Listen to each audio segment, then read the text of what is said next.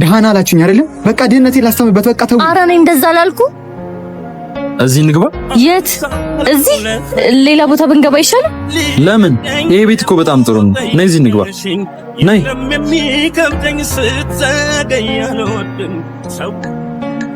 እንዴ